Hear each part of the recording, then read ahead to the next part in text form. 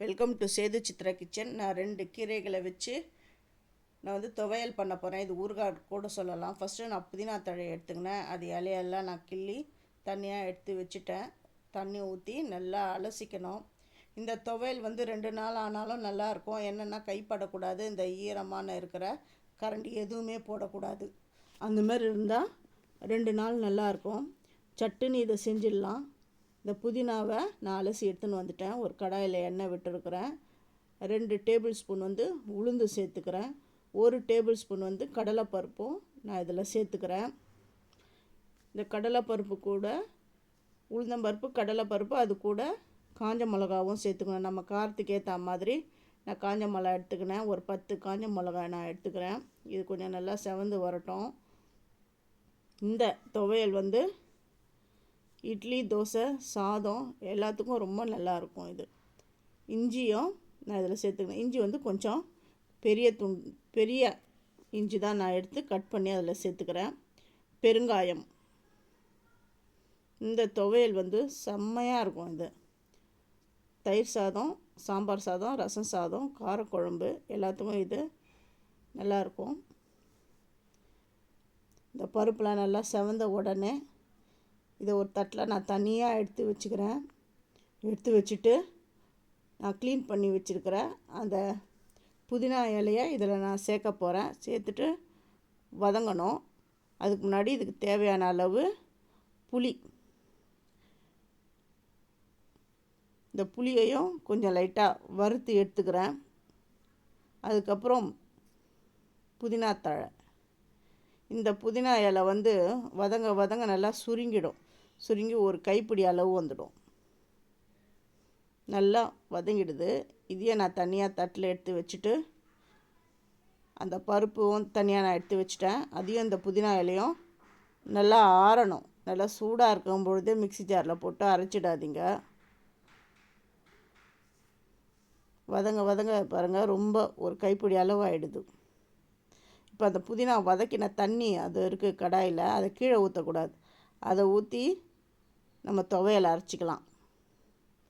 இது எல்லாம் நான் முதல்ல ஆற விட்டுடணும். ஆற விட்டுட்டு தான் மிக்ஸி ஜாரில் சேர்க்கணும். ஃபஸ்ட்டு இந்த பருப்புகள்லாம் சேர்த்து இதை அரைச்சிட்டேன். கொஞ்சம் குறைன்னு வந்திருக்கு பாருங்கள்.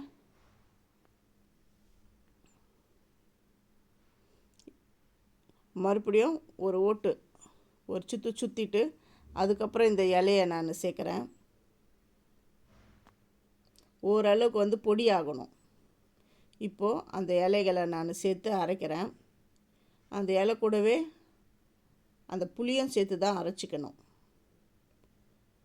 நான் புதினா அந்த கடாயில் வதக்கும் போது கொஞ்சம் தண்ணி இருந்தது இல்லையா, அந்த தண்ணி இதில் சேர்த்துட்றேன். இதுக்கு தேவையான அளவு உப்பு சேர்த்துக்கணும். கொஞ்சமாக சேர்த்துக்கோங்க. உங்களுக்கு டேஸ்ட்டுக்கு தகுந்த மாதிரி உப்பு சேர்த்து அரைச்சிக்கோங்க. அப்பப்போ கொஞ்சம் கொஞ்சமாக தண்ணி விடுங்க. அப்போ தான் இது நல்லா பேஸ்ட் ஆகும். தண்ணி ரொம்ப இல்லை, கொஞ்சம் கொஞ்சமாக விடுங்க. ஒரு ஸ்பூனாக அப்படி விட்டுக்கோங்க. இப்போ நான் அரைச்சிட்ட பாருங்கள், திக் பேஸ்ட் மாதிரி ஆகிடுது. இதை அப்படியே எடுத்து சாப்பிடக்கூடாது. ஏன்னா அந்த பச்சை வாடை பிடிக்காது சில பேருக்கு. அப்படியே கூட எடுத்து சாப்பிட்லாம். இருந்தாலும் சில பேருக்கு அந்த பச்சை வாடை பிடிக்காது. ஒரு கடாயில் எண்ணெய் விட்டு கடுகு, உளுந்தம்பருப்பு வேணுன்றவங்க அந்த உளுந்தம்பருப்பு கூட சேர்த்துக்கலாம். நான் சேர்க்கலை. கொஞ்சம் பெருங்காயம். கடுகு பொரிஞ்ச உடனே இப்போ நான் அரைச்சி வச்சுக்கிற அந்த புதினா துவையலை இதில் நான் சேர்க்குறேன். எண்ணெய் பிரிஞ்சு வர அளவுக்கு வதங்கணும். இதோடைய பச்சை வாடெல்லாம் அதுக்கப்புறம் தான் இதில் நல்ல டேஸ்ட் கொடுக்கும். இப்போ அந்த மிக்ஸி ஜாரில் அந்த பேஸ்ட்டு கொஞ்சம் ஒட்டிகிட்ருக்கு. அதனால் கொஞ்சமாக தண்ணி விடணும். ரொம்ப இல்லை, கொஞ்சமாக தண்ணி விட்டு நல்லா அந்த குலுக்கி இந்த ஊறுகாயில் சேர்த்துக்கோங்க. சில பேர் தேங்காய் சேர்ப்பாங்க. இதில் தேங்காய், வெங்காயம், பூண்டு அதெல்லாம் சேர்ப்பாங்க. அதெல்லாம் சேர்த்தா அது சட்னி. அது துவையல் இல்லை, ஊறுகாய் இல்லை, அது சட்னி. எல்லாமே நல்லா வதங்கிட்டு அந்த எண்ணெய் ஓரமாக அப்படியே சுற்றி நிற்கும் பாருங்கள். எண்ணெய் கசியும் பாருங்கள். அந்த எண்ணெய் கசிஞ்சு வந்துடுது பாருங்கள். இப்போது புதினா துவையல் ரெடி ஆகிடுது. ஃபஸ்ட்டு என்னுடைய வீடியோ பார்க்குறவங்க சப்ஸ்கிரைப் பண்ணலைன்னா சப்ஸ்கிரைப் பண்ணுங்கள், ஆல்ன்ற ஆப்ஷனை தொடுங்க. அப்போ தான் நான் போடுற ஒரு வீடியோவுடைய நோட்டிஃபிகேஷன் உங்களுக்கு காட்டும். இது பாருங்கள், இந்த பக்கம் எந்த பக்கம் வேணாலும் அப்படி சொல்லலாம், அல்வா மாதிரி சூப்பராக வந்துடுது. நான் ஸ்டவ்வை ஆஃப் பண்ணிட்டேன். ஆஃப் பண்ணிவிட்டு இதை ஒரு கிண்ணத்தில் எடுத்து வச்சுக்கிறேன். அந்த கிண்ணம் நீங்கள் எடுத்து வச்சுக்கிற எந்த பாத்திரத்தில் இந்த ஊறுகாவை எடுத்து வைக்கிறீங்களோ அதில் ஈரம்லாம் இருக்கக்கூடாது. நீங்கள் யூஸ் பண்ணுற கரண்டியே ஈரத்தன்மை இருக்கக்கூடாது. கையும் அதில் விடக்கூடாது. நல்லெண்ணெயை ஒரு குழிக்கரண்டி நல்லெண்ணெயை நல்லா சூடுபடுத்தி இது தலையில் விட்டுட்டேன். இதுக்கு அடுத்தது கொத்தமல்லி துவையல் பார்ப்போம். கொத்தமல்லி நான் எடுத்துன்னு வந்துட்டேன். இப்போ இதையும் நல்லா க்ளீன் பண்ணி எடுத்துன்னு வந்துடுறேன். இதோடைய தண்டெல்லாம் நான் அப்படியே வச்சிடணும். தண்டோடு போட்டிங்கன்னா அந்த நாராக வந்துடும். அந்த தண்டுலாம் அப்படியே வச்சுடுங்க. இந்த இலையை மட்டும் க்ளீன் பண்ணிக்கலாம். இந்த தண்டை கீழெல்லாம் போடக்கூடாது. இது நீங்கள் ரசம் பண்ணும்பொழுது இந்த தண்டை கொஞ்சம் 2 அப்படியே நசுக்கி போடுங்க. அந்த ரசம் ரொம்ப வாசனையாக இருக்கும். இந்த தண்டை ஒரு கவரில் வச்சு ஃப்ரிட்ஜில் வச்சுடுங்க. ரசம் பண்ணும்பொழுதோ நீங்கள் சாம்பார் கிள்ளி போட்ட சாம்பார் பண்ணும்பொழுதோ அதை நசுக்கி போடுங்க. இப்போ இந்த கொத்தமல்லி துவையலுக்கு தேவையானதெல்லாம் நான் எடுத்து வச்சுக்கிறேன். 10 காஞ்ச மிளகாய் எடுத்துருக்கேன். 2 டேபிள் ஸ்பூன் உளுந்தம்பருப்பு, 1 டேபிள் ஸ்பூன் கடலைப்பருப்பு, இஞ்சி கொஞ்சம் பெருசாக தான் நான் எடுத்துருக்கிறேன். புளி, பெருங்காயம், எண்ணெய் விட்டுருக்கேன். எண்ணெய் நான் நல்லெண்ணெய் விட்டுருக்கேன். நீங்கள் சன்ஃப்ளவர் ஆயில் இருந்தால் கூட அது கூட விட்டுக்கோங்க, அவங்கவுங்க இஷ்டம்தான். முதல்ல காஞ்ச மிளகாவை போட்டு நான் வறுத்து எடுத்துடுறேன். நல்லா ஃப்ரை ஆன உடனே இந்த கொத்தமல்லி ரொம்ப வதங்கக்கூடாது. ரொம்ப வதங்கிடுதுன்னா கசப்பு எடுத்துரும்.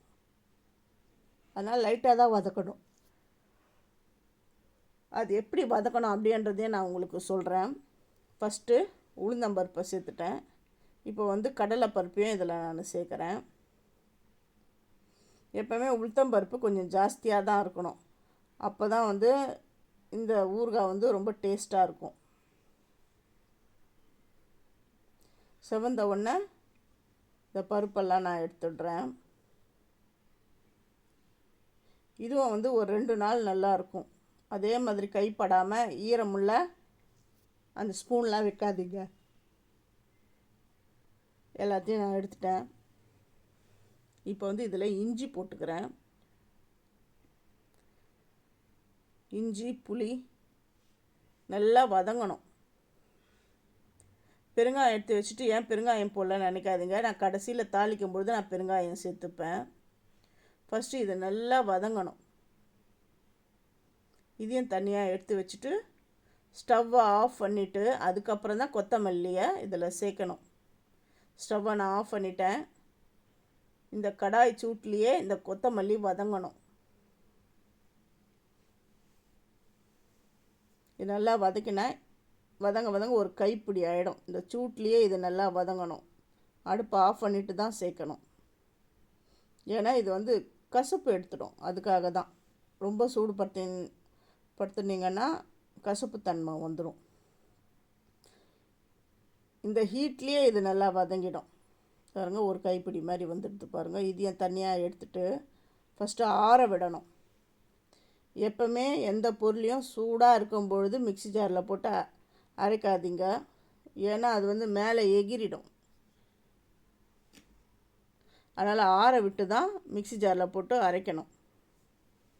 அரைக்கும்பொழுது ஃபஸ்ட்டு இந்த பொருள்லாம் போட்டு அந்த 3 டைம்ஸ் அந்த பல்ஸ் மோடில் அரைச்சிட்டு அதுக்கப்புறம் தான் நீங்கள் நல்லா லாங்காக அந்த பட்டன் வச்சு நீங்கள் அரைக்கணும்.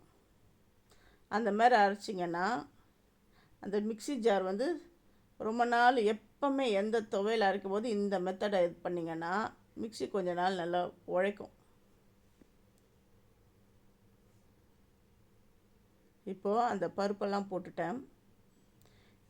பல்ஸ் மோடில், அதாவது 3 டைம்ஸு லெஃப்ட் சைடில் 3 டைம்ஸ் அதை ஓட்டிட்டு அதுக்கப்புறம் தான் ரைட் சைடில் அந்த ஃபஸ்ட் பட்டன் வச்சு நான் அரைச்சேன். அது ஓரளவுக்கு நல்லா குறைன்னு அரைஞ்ச உடனே அதுக்கப்புறம் வதக்கி வச்சுக்கிற தழைகளை போட்டுட்டேன். இதுக்கு தேவையான உப்பையும் நான் சேர்த்துட்டேன். இப்போ என்ன பண்ணேன், இதுக்கு கொஞ்சம் கொஞ்சமாக தண்ணி விட்டு அரைக்கணும்.